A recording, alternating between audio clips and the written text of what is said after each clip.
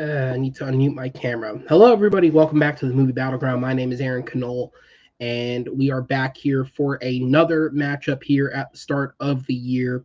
And this one is one that has been a long time in the making because it's one of the holdovers from last year. My camera's really blurry.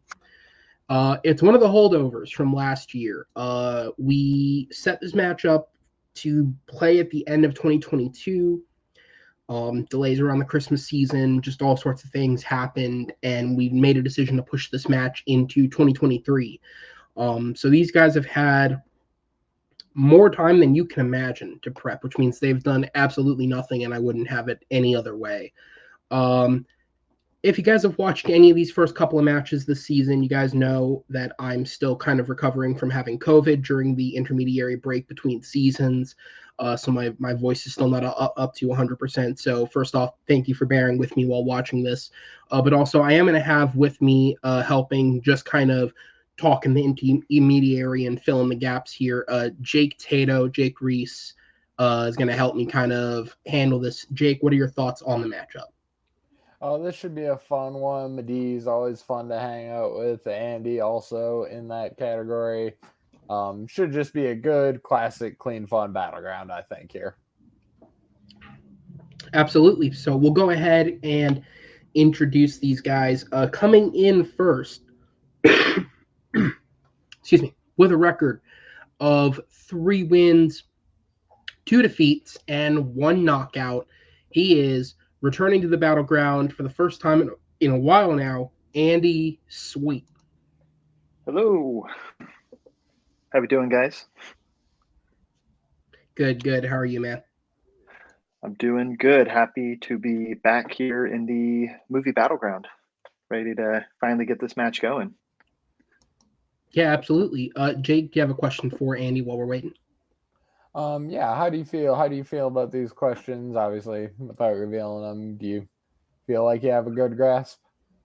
I kind of try and push myself with my answers sometimes. So I feel like I really pushed myself this time. So it should be interesting, but I'm feeling as confident as I can with the questions I've got and the answers I picked. So yeah, I'm ready to just do my best against a pretty good competitor who's kind of been around a little bit longer than me. So it's always fun to kind of have a challenge and see how I compete against people better than me.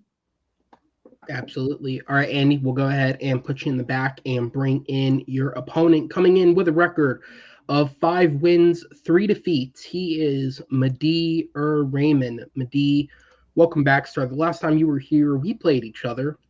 Yeah, that happened. I'm not going to talk about that fucking question. Thanks, Henry.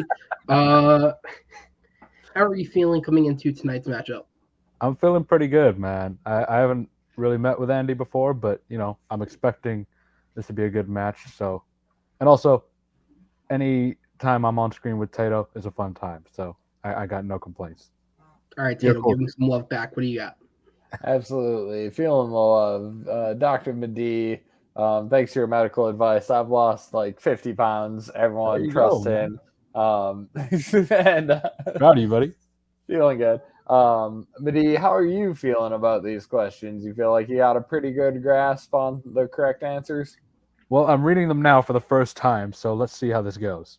No, I'm kidding. No, I'm actually kind of excited. These are some pretty sweet questions. 1 or 2 of them I think are going to be really interesting to argue. The other ones are great too, but there's like those 2 that I'm like, all right, this one's going to be next level kind of fun. And I want to see where he comes with what he says. So, yeah, no, I'm excited, man. Never underestimate the power of not knowing the questions beforehand. I can tell you that from personal experience. Entire 420 match, man. Twice, I can tell you that from experience. Then, all righty, we got a good one on our hands. We'll send you to the back here and get this one going. Here we go. Let's bring Andy in. and get it underway. Movie Battleground is a game that is the best of 5 rounds. It is the first to 3 points wins the match. Each round of debate is worth 1 point.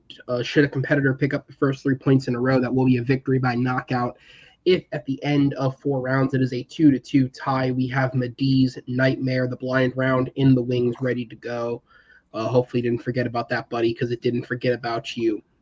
In terms of the main 4 questions, these guys have had them. They have had as much time as I think we can ever allow to prep.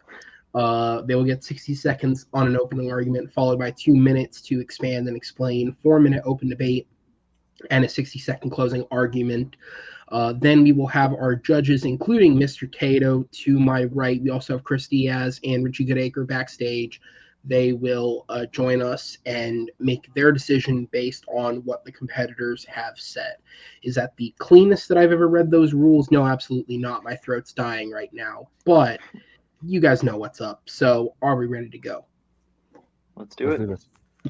That's the wrong bottle of water. Okay. I'm doing great.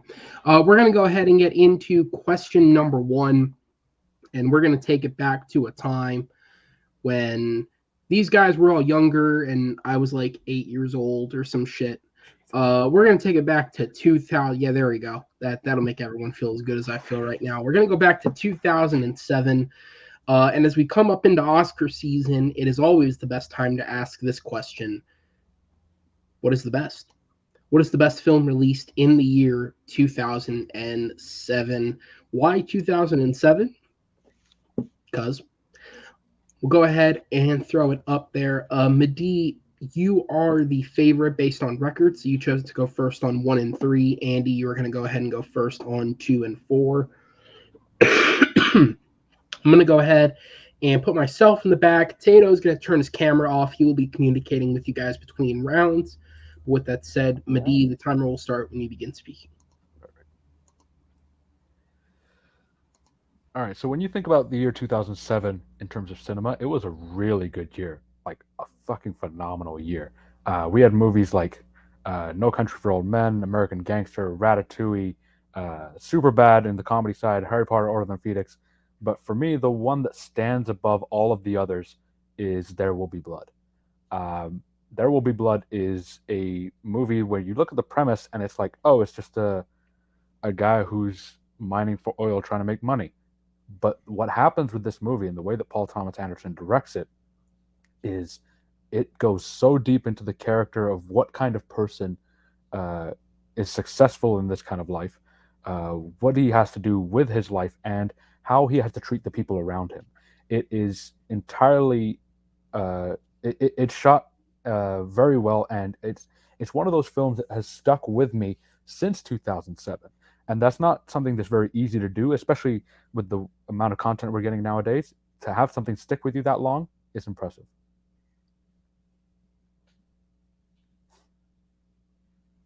And time. Sorry about that. Yeah, no worries, buddy. I am fantastic at this job. We will move on to Andy for his 1 minute.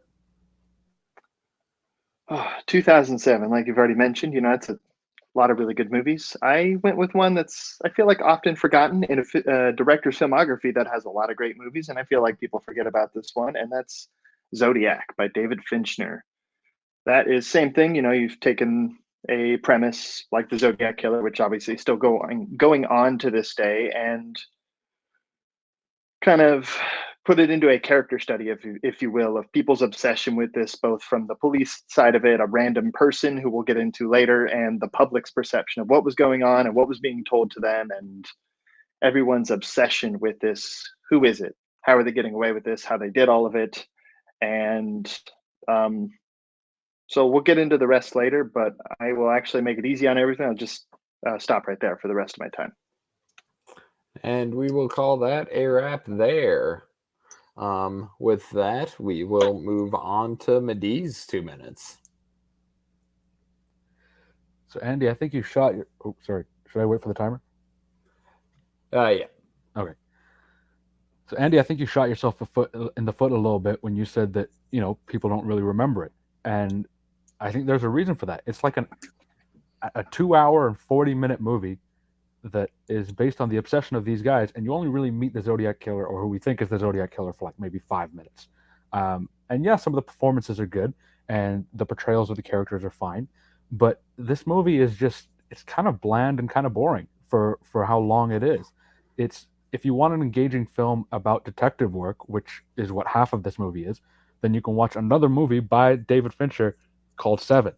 If you want a movie about like a journalist trying to find the answer to something, there's a better movie for that too, and that's Spotlight. Like there's better movies in both aspects of what this film is trying to do, and they don't really coalesce very well. Whereas for There Will Be Blood, there's not really a lot of movies that you can say. I mean, a lot of people throughout all movies throughout history would put this in the top 50. I know myself, I have it in my top 50 of all time. Zodiac's not near the top 100. Zodiac's not near the top 10 for this year. I mean, I mentioned some of the other movies that came out this year. It was, I put There Will Be Blood first. No Country for Old Men would have been a much better and more compelling answer.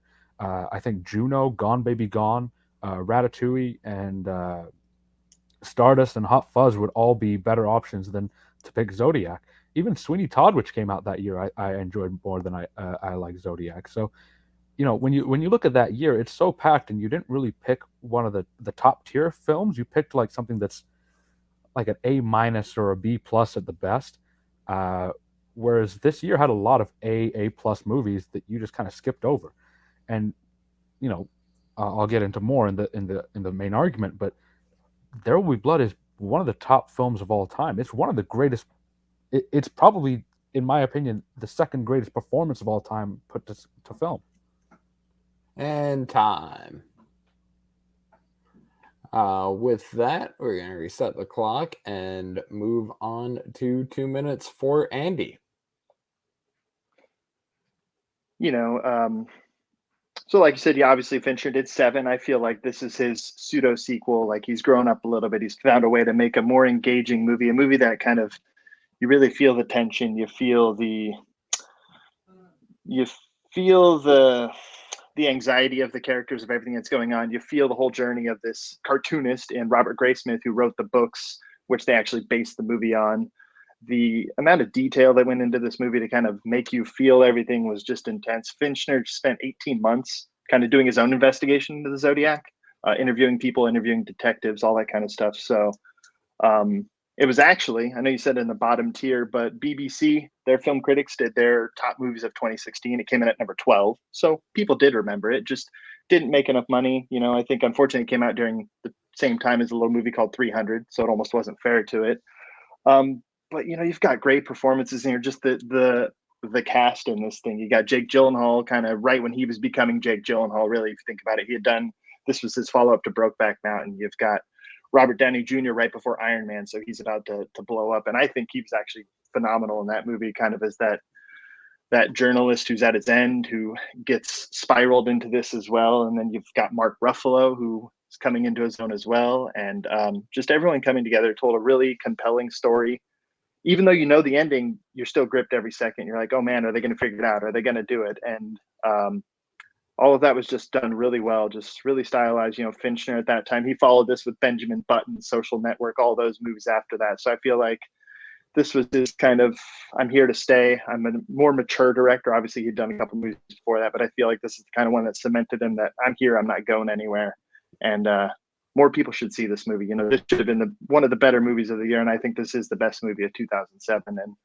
And unlike, you know, There Will Be Blood, that is very slow, very slow. It's just kind of a slow grog to get to that movie. Time. All righty. Good stuff by both of you so far. We'll get that 4-minute clock pulled up. And whichever of you would like to start, keep it civil, don't talk over each other. But I have a feeling you guys will do a great job at that. 4 minutes begins whenever one of you begins speaking. All right, so you said it yourself. BBC put it at number 12.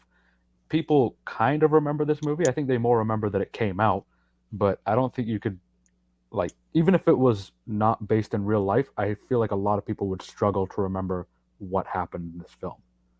You know what I mean? Like, it's not a movie that sticks with you.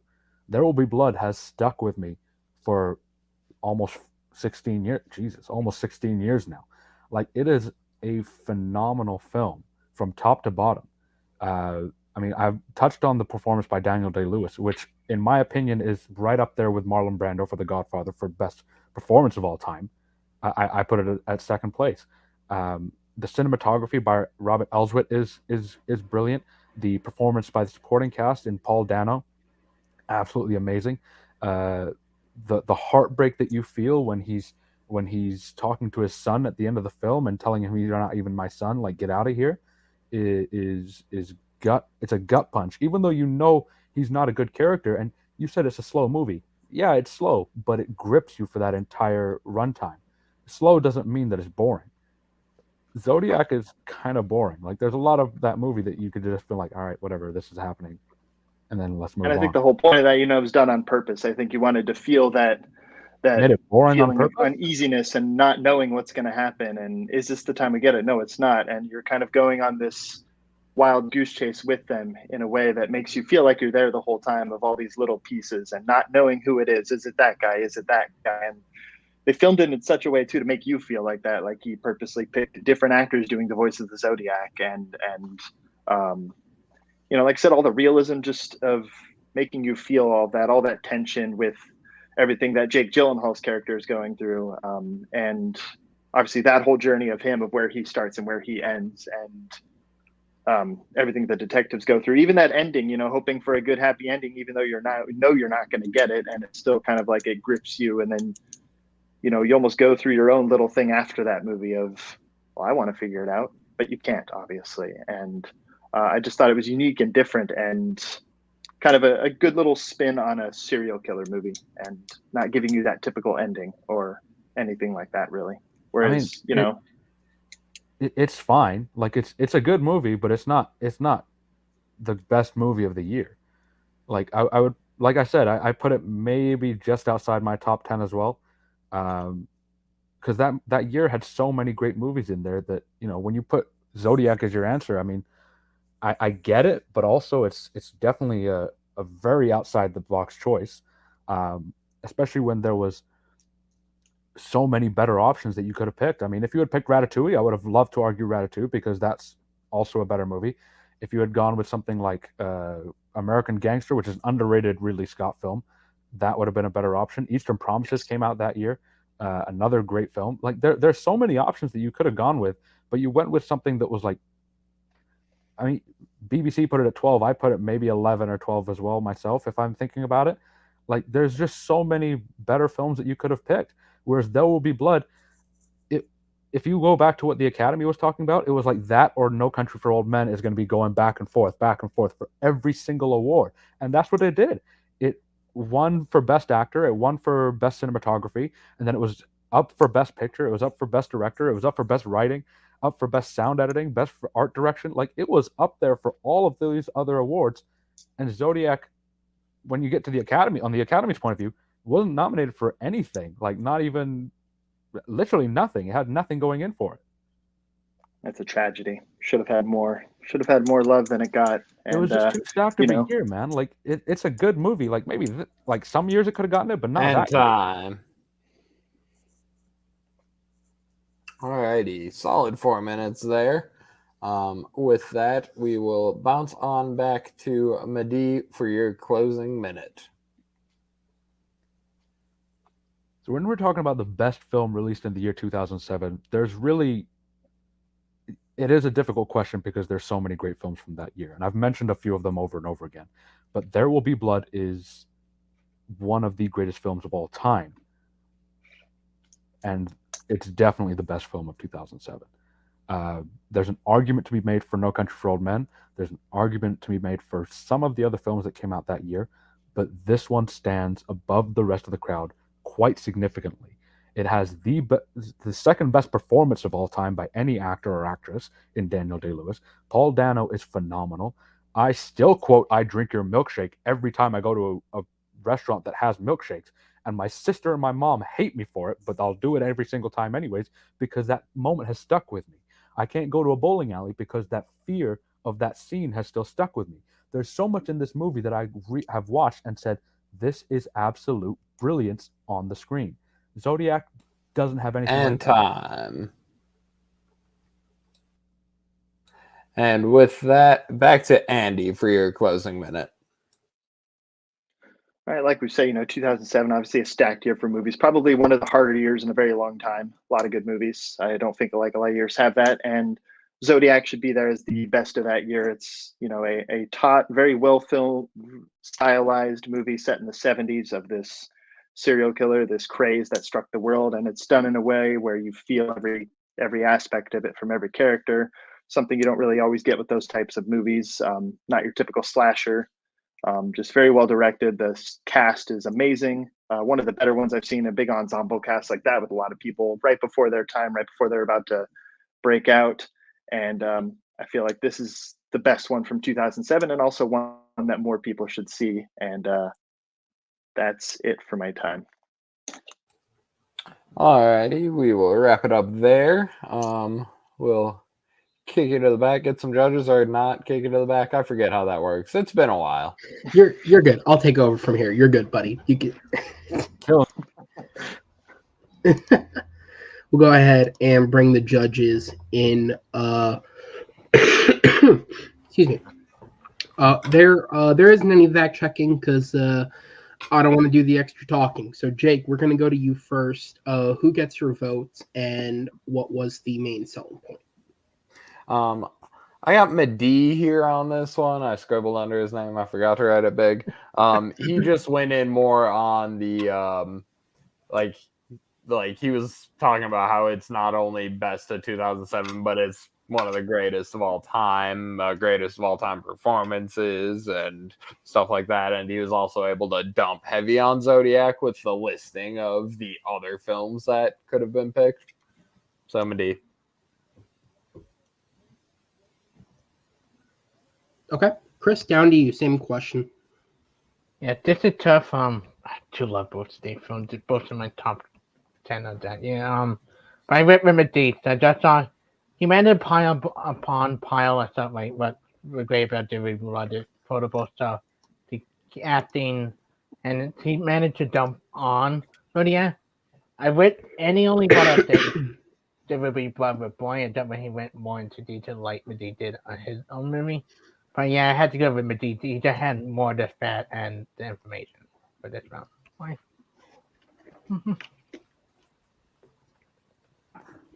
All right. Alrighty.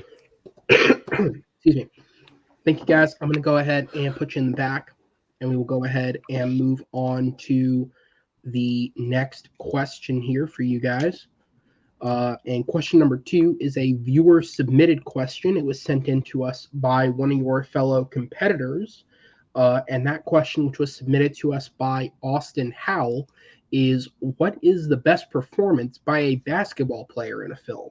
There are way more than you would think because I don't even think these are the 2 most obvious answers. They're great answers, but these aren't even the 2 most obvious. And no, Space Jam's not the correct answer. Either of them, really. It's not the correct answer. Shaq of Steel there's was some a great tough ones. either. Oh, man. My second choice was going to be Steel. Shaquille O'Neal and Kazam. What was that movie Rodman was in? Anybody remember the name of that? Oh, Double Team with Double Jean-Claude Team. Van There Damme. we Yeah. go. Double Team. Ooh. the random tiger scene sticks out for that one for me. He had bright neon green hair, didn't he, I think, at that time? Oh, Yeah. man. Yeah. Oh my god. The 90s were a crazy time. Dennis Rodman. All right, so let's talk about better performances than what Rodman gave there. Let's go ahead and get into it. Andy, you're up first. Jake, I'll turn it over to you for the mid-round. Time starts and you begin speaking, Andy. All right. So there's a lot of choices for this. I went with kind of one I feel like it's forgotten about a lot, because it's kind of there in the beginning. And I went with Ray Allen and He Got Game as Jesus Shuttleworth in Spike Lee's movie from 1998. His first acting role. So, he's still pretty young up and comer. I'm not sure how long he had been in the league at that point, but, it's 2 years, maybe 3 years. I don't know, something like that. So he's still fairly young, not that big of a name. But, he was a powerhouse. I watched about half of this movie today and I forgot how good he was in this movie.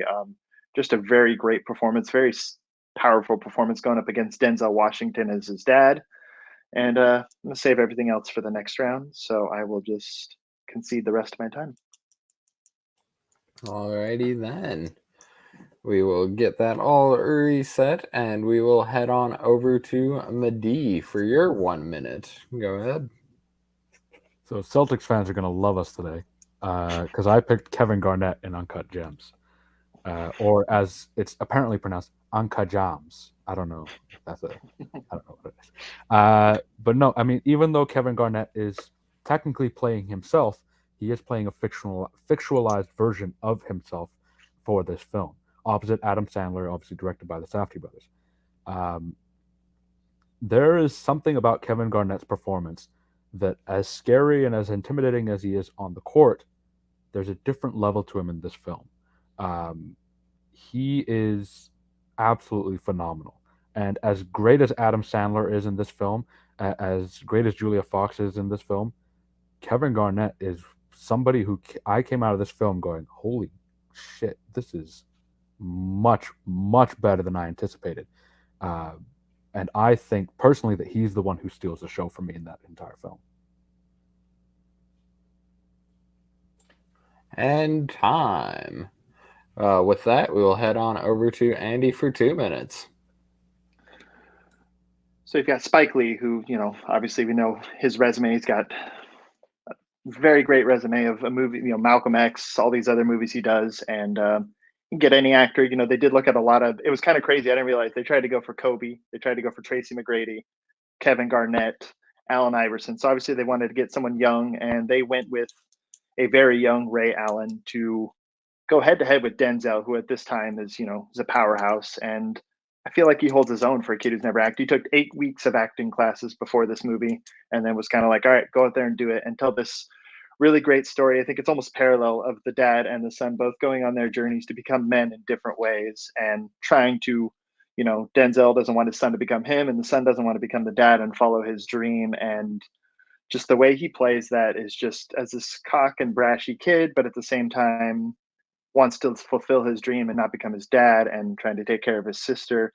And the way he emits that emotion for someone who's never done it is just phenomenal. He steals the show at time from Denzel, which is a hard thing to do, especially for a kid who's never done it, a basketball player of all things. And I just think he is absolutely phenomenal in this movie and really steals the show. And it's just a great performance, and I think the best out there as far as basketball players in movies. And I think that's it for now. I'll save the rest for a debate round. Alrighty, we will chalk that one up early, and we will get that clickety click click clicked, and head on over to Madeeh. So yes, I do agree that Ray Allen as Judas Shuttlesworth is a really good performance, but I think it had the benefit of it being an athlete in a movie, and people were just like, you know what, he's better than most athletes are in movies. Because what did we have up until that point? Aaron mentioned Space Jam. Shaq was an actor, I guess, and the only other athlete turned actor that I can remember is oh my god, now I'm blanking on his name. Jim Brown, who is also in He Got Game, but has done another bunch of acting roles as well. So it's not often that you get athletes who are good at acting, and he was the best up until that point. He was one of those guys that people came out and like, oh, okay, yeah, athletes can do a decent job of acting. Cool, maybe we can give this more of a shot. And then we hadn't really had another good performance until Kevin Garnett in Uncut Gems, where he was terrifying. He was intense. He was, yes, as much as he is in real life, but he brought something to that film that was an added level of fear. Every time he was on camera, you weren't sure if he was going to flip. You weren't sure if he was going to do something insane. And that is credit to the filmmakers as well. But Kevin Garnett is giving the best performance by any athlete in the film Uncut Gems. He's absolutely terrifying. He is a big part of the reason that film is so successful, is that he and Adam Sandler are both giving phenomenal performances in that film and really playing off each other and elevating each other up to a higher level. And we will wrap that up there. Good ones and twos, gentlemen. We will get into the chaos that is the 4-minute debate round whenever any of you begins. I went first last time, so I'm going to let you go first. No, yeah. It's like you said, obviously Kevin Garnett is playing a version of himself, which I feel like the difference between this and that is obviously Ray Allen is playing a basketball player, but he's not playing himself. He's learning to, well, he's playing a basketball player, but not himself. So it's almost a little bit different. And then the fact that, he's going head to head with Denzel Washington. And some of those scenes are some of the best scenes. You almost can't wait to see the two of them because I feel like Ray Allen is upping his game of how well he can act. Like, it's his Denzel. I need to bring my A game. And their scenes together are some of the best in that movie, especially that game. I think it's at the very end when they're talking. It's kind of the last time he sees his dad before he has to go back to jail. Spoiler alert if you haven't seen that movie. But you've got Spike Lee taking this young kid to kind of bring you this touching performance, this compelling performance of this young boy becoming a man, and watching the way Ray Allen plays off of all the different people and the emotion you feel through him of the decisions that he has to make. And, I think a lot of people remember that movie for that. I don't know if a lot of people would be like, oh, Uncut Gems. Oh yeah, that's the movie with Kevin Garnett. It's more of, oh, that's an Adam Sandler movie. And it's I kind think of, people look at Uncut Gems in a different light. Yes, because Adam Sandler does do a dramatic turn, and he doesn't often do that. And when he does, it's a delight. But at the same time, when you look at the concept of He Got Game, you're doing all right. It's Denzel with Spike Lee. People are going to go see it. However, it's not nearly close to their best outing. Denzel is good in the role. Spike Lee does direct it well, but the film is almost brought down by the fact that Ray Allen is a decent actor, but there's parts of the film that I think could have been better if they had an actual actor in that role, and not a basketball player trying to be an actor. And there's a difference. And yes, he's also. Ray Allen's also kind of playing a version of himself. He's playing a guy who's highly recruited out of high school, going to college. And Ray Allen, yeah, he's the second greatest 3-point shooter of all time. He was obviously highly recruited. It's more the dad aspect of it. That's probably not your normal aspect for him. Like and that I think adds. There's parts of the movie that work, but it doesn't work as well because Ray Allen is not an actor.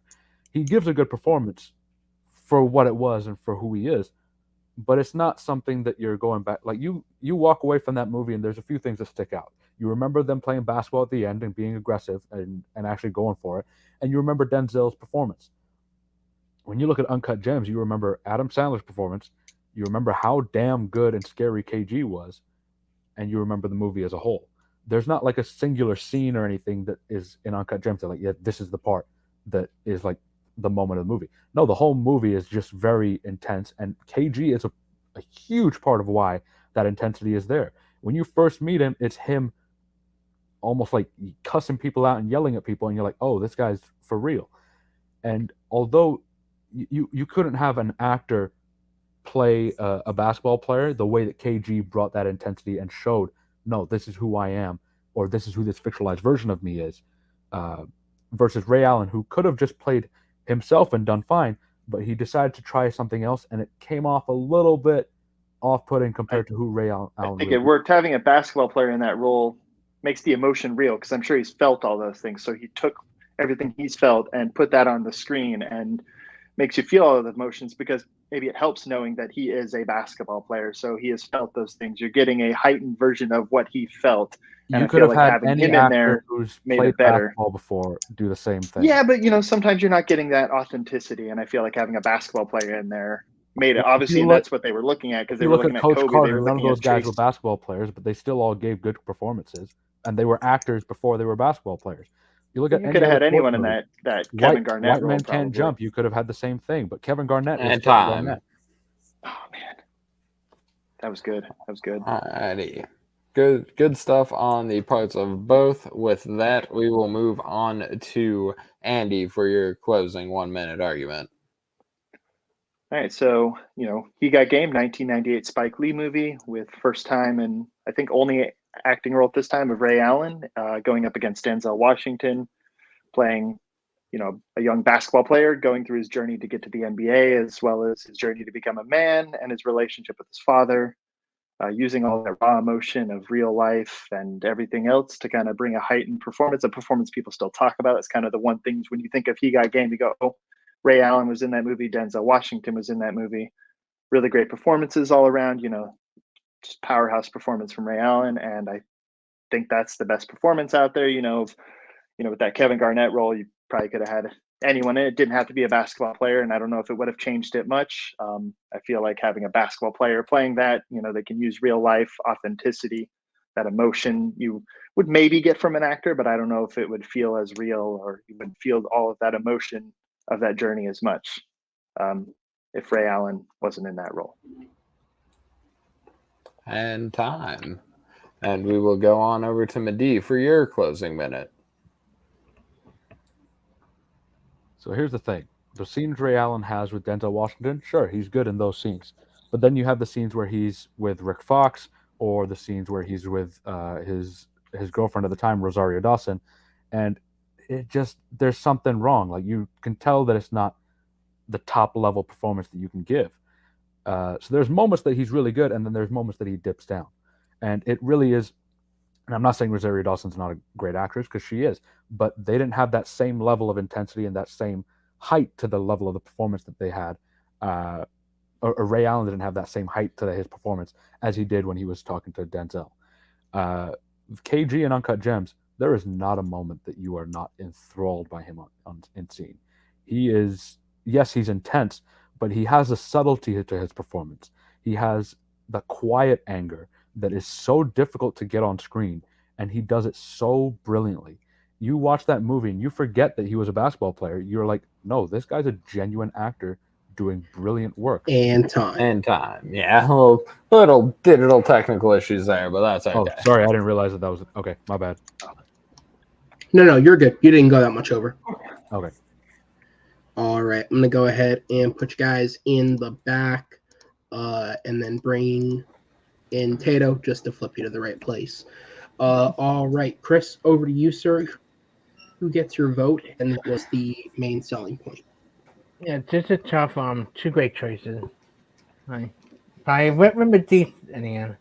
I think Rebecca forth with me. I thought Madeeh had to take down when he talked about Ray Allen performing dipping whenever he's not on screen with Denzel. But he brought out how scary Kevin Garnett was in the film, and any kind of getting him like that was a good point at the end of the debate round. So that kind of fit Madeeh limit me.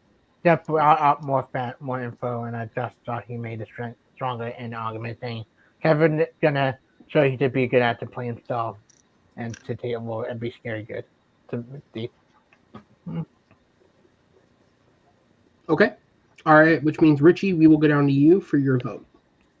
All right, yeah, this was really tough. Two really good choices here. Ultimately, I went with Andy. I think he did a really good job of explaining why Ray Allen's performance is sort of a bit more sort of layered, and he's not just, and he had good pushbacks for just how it's a bit more impressive than just being a basketball player, but he also pushed back on how how a basketball player does add more authenticity to the role, and how Ray Allen brought that as opposed to if they just brought any other actor in. So yeah, it was really tough, but ultimately I went with Andy.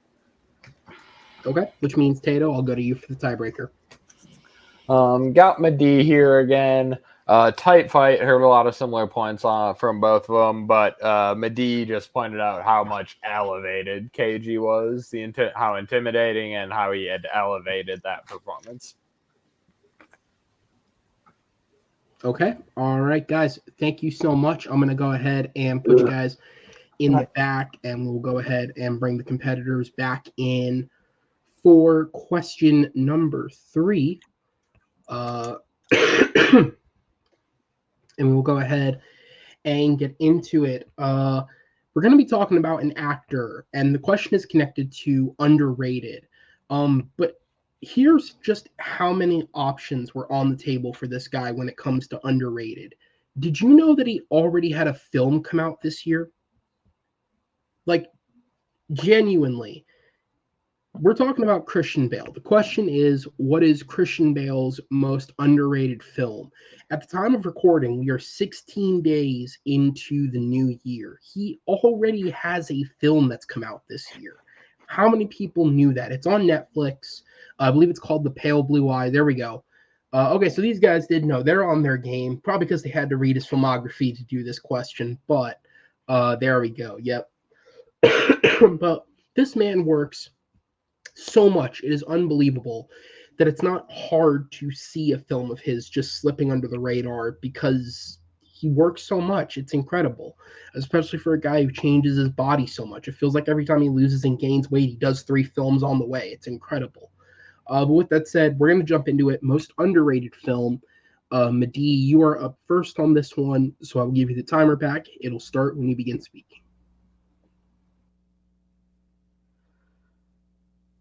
Okay, so I picked a film that probably most people have not seen, let alone heard of. It's called Hostiles. This is one of the films that Christian Bale did with director Scott Cooper, speaking of which, who just had his other film, Pale Blue Eyes, come out the other week. But this is a film about a man who is a very hateful and closed off man going on a journey to Montana with some prisoners in the Wild West. And it's his journey of becoming more understanding and more open to emotion after having been so closed off after years of war and PTSD and everything else. So this is my pick for the most underrated film. I'll get into more why. But yeah, all right. Rest of my time conceded. Alrighty, and with that, we will let these 5 seconds run off here. And Andy, feel free to begin whenever you want, starting now. So Christian Bale, it's definitely hard. He's got quite the resume. It's almost hard to find a one that people missed or maybe forgot came out. And that's kind of what I went with. I went with one that I think maybe not enough people saw and a lot of people forgot about, and that's going to be The Prestige by Christopher Nolan from 2006. Follows 2 competing magicians trying to basically outdo the other one with a trick involving Nikola Tesla, and the journey through their friendship and life into what leads to the ultimate ending. And I'm actually just going to save everything else for the next round for right now. So, as to why I picked this movie. So, that is it for my time. Alrighty, we will click that one down. And hey, magic. We will head on over to Madeeh for your 2-minute round. Fucking Tato. All right. So here's the thing about Hostiles. Came out in 2017. Had a budget of, let me pull up the numbers here, about 30 million, and it made 30 million. So really, it bombed at the box office, didn't make its money back, even with the cast as stacked as this. I think if this movie comes out today, people rave about it. People love it. It has Christian Bale, obviously, Rosamund Pike, who gives a phenomenal performance in this film, Wes Studi, who plays the prisoner that Christian Bale slowly begins to open up to, Jesse Plemons, Adam Beach, Scott Wilson is in this movie, for those of you guys who have watched Walking Dead. Timothy Chalamet, really before he started breaking out, was in this film. Ben Foster is again great in this film. And then Jonathan Majors, who you guys will see a lot of this year, was also in this film and absolutely brilliant in it. This movie is one of those films that will go down as like, how did we not see this? How did nobody know about this? And it's a really thrilling tale of the premise of it is them just transporting the prisoner to Montana, right? And that kind of thing is like, all right, whatever, it's another Wild West movie. But it's the character growth that all of the characters show, and each and every person's story of how they get there and what happens along the way that really drives this movie forward. As of right now, it has a 71% Rotten Tomatoes critic rating with an average score of 6.8. So the critics were like, all right, yeah, it's fine. I think if it comes out today, people love this movie. I think it's one of those films that has gotten better with time. Christian Bale, everyone in this film gives a phenomenal performance, and especially at a time where we need more people opening up and allowing their emotions to flow, this movie would kill it today. And time. And with that, we will head on back to Andy for 2 minutes. All right, so, this movie is kind of something you don't see often, which I think is why it's underrated. Magic in this aspect, not Harry Potter, nothing like that. Not witches and wizards and all that. You've got two magicians trying to pull that sleight of hand, told in a very stylized. It's almost more like a thriller, like a science fiction thriller in the way, the aspect with Nikolai Tesla and all of that. And it's this great way of telling this rivalry between two magicians that were friends at one point, and Hugh Jackman, who, once again, that's kind of the crazy thing to think about, that you had Christian Bale, Hugh Jackman, Michael Caine, Scarlett Johansson, Andy Serkis, Rebecca Hall. I think it could almost go the same way. If this movie came out today, it would probably be a lot bigger because a lot of those names are huge now. And told in it's kind of great because they even tell you from the beginning what you're going to get. It's a magic act told in 3 parts as a movie, so you kind of go to see the magic act play out over time, and the way things are pulled off, and the whole mystery of who is this other person with Christian Bale, which there's the twist there at the end. So if you haven't seen that, it's kind of fun as well seeing that happen if you don't know it's going to happen. And the run Christian Bale eventually goes on. It's kind of sad that everyone forgets about this movie. More people should go see this movie, because he did Batman Begins, and this, then 3:10 to Yuma, then Dark Knight, then Public Enemies, then The Fighter. He did all those 6 years in a row, and I think everyone probably remembers all those other movies, but they forget about The Prestige. And Christopher Nolan just does a great job in this movie, the way it's filmed, the way it's sleight of hand being pulled on you as well, things you don't see until you go back and watch it every time, and you notice more things in their performances and the way they're calling back to things, or the way they're doing things, all playing out in the end. And it's just very well done. And that's it for my time. All right, very good here. And with that, we will go ahead and head on into the brutal 4-minute round of terror. Whenever one of you begins speaking. I gotta ask, man, who is underrating this film? I mean, 40 million budget and only made 109. So you figure after marketing and everything, it maybe broke even. Like, okay, so yeah, it's underseen. I'll give you that. But everyone who's seen it, people love this film. I love this film. I feel like, when I'm talking friends, when you ask, oh, hey, what's your Christian Bale movie? It's usually going to be, a Batman movie or playing real persons that he's done the last, American Hustle, Vice, all those. I think that's more because of when it came out. I mean, you said it. Yeah, it's a Christopher Nolan movie, and it came out before The Dark Knight and before Inception. Yep. So it wasn't really something that, like, Nolan wasn't the name he is yet, right? And you know, film fans have gone back and watched this movie and be like, damn, this is really good. But everyone who's seen this movie says it's a really good movie. Yeah, see, I think people are catching on, so I think more people need to get it. I think you're arguing the wrong point then. I think you're saying it's the most underseen movie of his that should be seen more. I'm not saying Hostiles is like a Christopher Nolan epic. Like, I know Scott Cooper is not that kind of director, but I'm saying underrated because people see Hostiles and like, yeah, it's like a whatever meh movie, but it's actually very good. Everyone who's talked about The Prestige says it's very good, and it is a very good movie. It's perfectly rated. It's not underrated at all. Yeah, it's hard to explain, almost like, and a lot of people have seen it, but I feel people don't rate it the way it would. It should be getting better recognition than it is. So underseen, underrated, it's almost the same thing, but I think it's a movie he should be remembered for. It's something so much different than what he normally does, and that's why I feel like it's so much underrated. Like, he's done the Westerns before even Hostiles, he's done the Westerns, but no one's done a movie like this, and I feel like it needs to be rated better than it is. Even though it is maybe highly rated, it should be rated higher than it is. It should be seen by more people. It should be, more people should appreciate this movie than do appreciate this movie. And Okay, that's I'm kind gonna of like I understand your point. I just think that it's not the correct argument here. I think everyone who sees this movie loves it. If I open Letterboxd right now, I bet you it has like a 4.2 or 4.3 out of 5 for its average score that people have given it.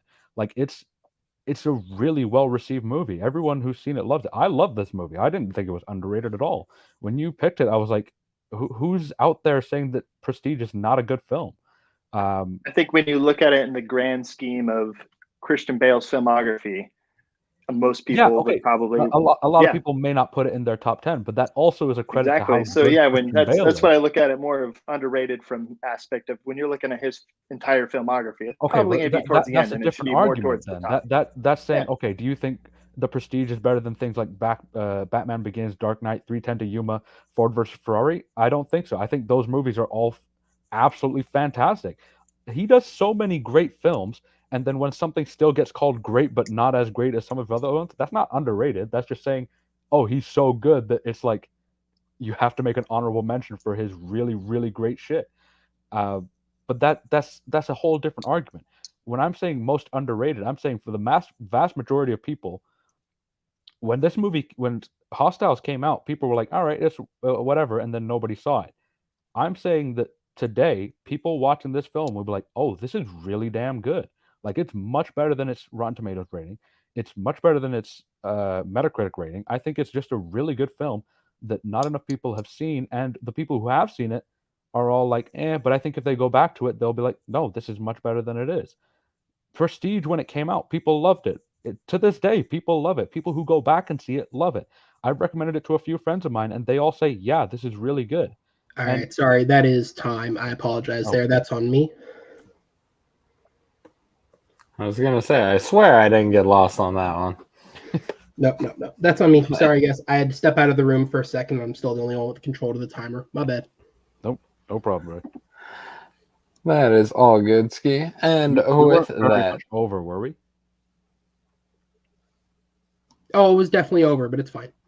nah, It's yeah, not your it's fault. fine. It's all good, Ski. And with that, we will move on back over to Madeeh, I believe, for the closer. Yeah. Okay. So Andy, I get what you're saying, that you think that, people don't look at this as highly as some of his other films, but that's not because it's underrated. I think that's because he has such a phenomenal body of work that people are forced to put this at some point on the list. And, some people might think it's his best film, some people might think it's his seventh or fifth best film. And every single one of those spots is well deserved because of how good his filmography is. And when you say no one has ever really done anything like this before, that's not true either. That same year, another movie about a magician pulling some tricks came out called The Illusionist with Edward Norton. Oh, yeah, it's a bad one. We don't need to But talk about that one. it's a similar movie. Like you can't say that nothing has ever been done like this before when that same year it had a movie come out. The Hostiles is a movie that demands to be seen by more people, especially in this day and age with how stacked this cast is and how good it is. If people go back and see this movie, I guarantee you people will be like, how did Rosamund Pike not get nominated for this? How is this movie existing without so many people knowing about it? And why is it rated so relatively low to what it is on Rotten Tomatoes? It's a phenomenal movie, and people haven't seen it or heard of it. And time. And with that, we will go to Andy to close this one out for us. So, obviously, like we've mentioned before, Christian Bale has a very stacked resume. So many great performances, and I feel like this is one that obviously people have seen, but I feel like more people should see, more people should talk about. And his performance in general, with that whole twist at the end of him trying to be a better father and all of that is just a very nuanced performance, something different, a little bit quieter performance for him. He's usually that angry or uh, playing a true person or a real person, and something a little bit different in that fantasy psychological type thriller aspect of it. And I just feel it should be looked upon more when you're talking about Christian Bale's movie than it is already. And that's going to be it for my time. All righty, we will call it there and get you guys out of here, get some judges in. All right. Go ahead and move it along there. All right, Richie, up to you. Who gets the vote, and what was the main selling point? Yeah, this was tough because I think a lot of it was probably. I mean, I've had underrated question before, so a lot, and I guess with Tato, and a lot of it comes down to semantics. Like, what's the definition of underrated? Maybe that's technically underseen can be underrated. Which I mean, I fall in the camp of both are technically true, right? And I wasn't sure who to go on because those are good points, but I ultimately went with Madeeh. I think he got him at the end where it was like when he the pushback on, we haven't seen movies like this before, and then Madeeh mentioned the illusionists, and it kind of so I thought that was a good point, and it still so Madeeh. Okay, and then Jake, to you. Yeah, Richie brought it up. A lot of those things that they said were echoes of the argument Richie and I had with our underrated question. So it was kind of funny to hear that played back. And Madeeh argued what I argued then, and I went with Madeeh. But yes, because he threw out he just threw out a little more about the 71%. It's underrated, and no one is running around actually underrating the Prestige. So Madeeh. The premiere's coming. You want me to record it? All right. Be on the Judges, second. thank you Step guys on so in. much. I'm going to go ahead and put you guys in the back. God help me in just a moment, because your winner by a final knockout score of 3-0, Madeeh Ur Rehman, pulling out a big win. And this is not just a big win for you, man. This is your first knockout victory. Is it actually? A big Oh, shit, win for all right. you. It is. You have. There This you is go. the one thing you were missing. You have won the blind round. You got that last time. Now you have a knockout on your record. How are you feeling? I still don't know how I won that blind round, but whatever. Because I tanked it. Let's be real. I tanked it. Honestly, let's be real. I snuck in the most ridiculous way of doing it. You took the technicality, and that was the I exact took correct the answer. technicality, No, it and was. I somehow won a blind round. But no, I honestly, it's nice to kind of get the monkey off the back. You know what I mean? Like, it's a knockout was one of the things that I was missing, and I'm glad that I got it. Andy is a really good competitor. And the final score doesn't show how good he is, and he has some really interesting answers. I really did want to do the last question because that was the one I was most intrigued by. But different set of judges, different day of the week. Who knows? Maybe the judges disagree and they give him the knockout. It was, I got to give him credit for really bringing a really good match today. Yeah, absolutely. And just because of your schedule, it'll be a bit before the next time that we get to see you out here. Guys, he's doing important real life things. I'm twerking on OnlyFans if you guys want to. That's my important stuff. Did you say twerking or working? Both. My twerk is my work. Yeah, check out the collab between him and Bad Baby. She's like legal now, so it's all good. Oh fuck. Well, she's not like barely legal. You know what I mean? She's like definitely over. Like I swear she was like 20, like 10 years ago, but whatever. She acted, bro. Fuck. God damn it, I can't laugh. What was the question again? Yeah, so it'll be a bit before the next time that we see you. But when you come back in, you're on a 2-game win streak. You have a knockout in your victory. You're putting yourself in a good position to start working towards big places again. It's been a while since you've had that. Yeah. The last time you were in contention for potentially going for the title was when you played against Sean. Obviously, that didn't go your way, but now you've got a couple of more wins under your belt. So are you looking forward to getting back up there against kind of the biggest of the pack and seeing what happens, or what are the thoughts? Yeah, of course. It's always fun to like go up against like the big dogs in the league. Not gonna lie, I'm kind of disappointed that I don't get to face Henry for the title, or maybe I will in the future. Maybe you will. Because I know that would be a gonzo of a match. But I'm looking forward to whoever it is. I did go on a bit of a losing streak after losing to Joe, but I haven't faced anyone who is not a crazy good competitor. No. Like I would probably say I've had one of the toughest schedules so far this season. I mean, I've had to face Jeremy twice, which was, stressful both times. Or I one's a faced coming, Joe, baby. who was a champ. Sean's a fantastic competitor. Ryan Permison's a great competitor. Like, everyone I faced has been really good. And, Andy is also a very good competitor that I just happened to luck out and beat. So I'm looking forward to really getting in there and seeing who I have to face next. As long as it's not Jeremy. Absolutely. I can't take another Jeremy Ratch this season. I got to give myself some space for that one. I'm gonna check in and see what your scores are looking like at your job. If you're slacking, I'm giving you Jeremy. I'm letting you Oh, know you now. fucking asshole. All right. Don't slack. All right, we're gonna go ahead and put you in the back, man. We will see you next time that you are here, Always a pleasure, bro. and we will bring in Andy. Who, look, Andy, obviously it's been a while since you've been here. For those who don't know, Andy was supposed to be a part of our tournament. That didn't work out, unfortunately, because of scheduling. We then gave him the match versus, originally it was a three-way match between Madeeh and Sean Sandberg as well. That didn't work out, so now we have just Madeeh versus Sandy. So it took a long time to get here. How are you feeling now that it's over? It's always a struggle when you lose, but obviously you learn from it. I think the one thing I've learned is, this is like my sixth match now, is kind of you learn and adapt. I think the biggest thing is try to go a little bit outside the box with my answers, and I think that bit me a little bit in this time. So I'll just take it on the chin, learn from it, move on to the next one. It was a really good competitor, so it was kind of nice to Madeeh's been doing it a long time, so it was good to kind of see how I could go up against someone that's a little more experienced than me. And obviously, I've got things to work, but I'll be ready for the next one. And you just learn on picking those answers a little bit better. Don't go so far out of what I want to pick. Maybe think it out a little bit better next time.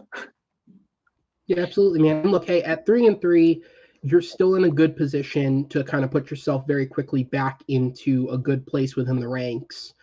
Because it's a 50-50 record. Like, your next win could put you up there. Because I mean, like, technically right now, I think I'm still in the top 10 and I'm 4-3. So it's not, one win will do you more good than you'd think. So I look forward to having you back to see you get that win. We will see you next time on the show. Take care, man. Awesome. Thanks.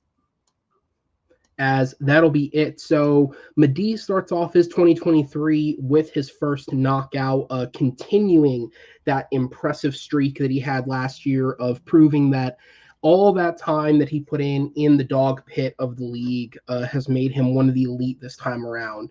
And it'll be interesting to see how things shake out for him next time. Andy, coming off with a tough loss, it's never easy to lose, especially without picking up that point, but he does do himself some good in terms of the performance, and hopefully it's something he can take from this. With all that said, though, thank you guys for watching. Please be sure to rate the video, drop a comment, subscribe to the channel, and stick around for more. I once again do want to apologize, especially for anyone with headphones, because I know it's never fun, all the coughing and stuff. Appreciate you for bearing with me. Thank you to Jake Reese, Jake Tato in the back, for helping out during the middle of the rounds, taking some of the weight off my back there. I appreciate it. Shout out as well to him for judging, and our other judges, Chris Diaz and Richie Goodacre. To our competitors, Andy Sweet, and congratulations to Madeeh Ur Rehman. My name is Aaron Knoll. We will see you back here on the Battleground next time. Take care, everybody.